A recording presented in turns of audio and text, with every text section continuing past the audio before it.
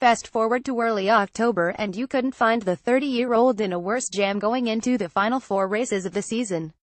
Barely a month ago, Vettel was just 3 points behind Lewis Hamilton, but then chaos struck.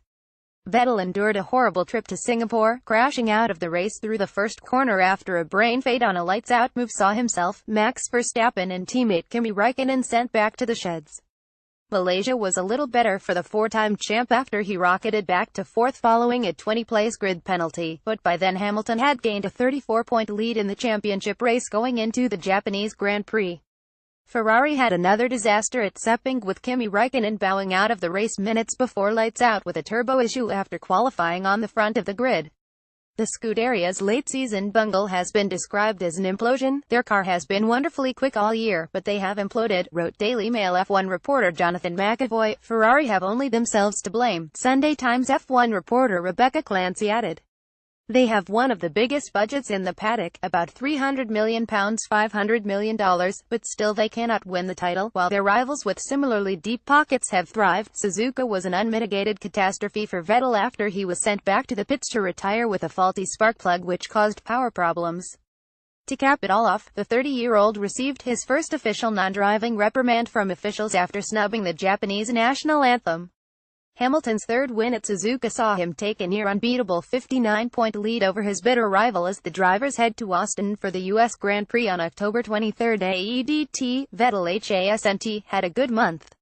Source Getty Image. Red Bull respond to Ricciardo FEARAUSSIE. Fans clenched their teeth late last week as Red Bull boss Helmut Marko announced superstar Daniel Ricciardo was already on the market as the F1 team prepares for its future. Firebrand Max Verstappen, 20, sits as the UC-based team's top priority as they attempt to make a move against Mercedes' overbearing dominance. Verstappen has a longer contract, Marko said. We have to look for alternatives. We will not be unprepared. The 28-year-old Ricciardo is out of contract after the 2018 season and will likely join F1 legends Lewis Hamilton and Fernando Alonso on the open market.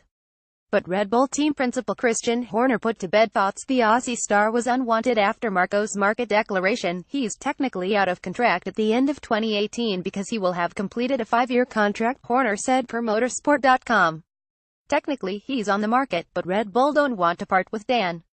Source Getty Images. But what is absolutely clear is that it's our intention to retain both of our drivers, I would say until 2020. Helmut likes to state the obvious, and it's obvious he's on the open market. But it doesn't mean we don't want him. Red Bull have a panic room option if Ricciardo chooses to jump ship, though. Horner said lone Renault driver Carlos Sainz could be recalled to the Bulls if needed, but it'd take a serious shakeup at the end of next year to force them into bringing the 23-year-old back. I wanted to keep Sainz under contract as an option should one of the existing drivers past next year not be with us, he said, but the absolute intention is we want Ricciardo and Verstappen in Red Bull racing cars going forward.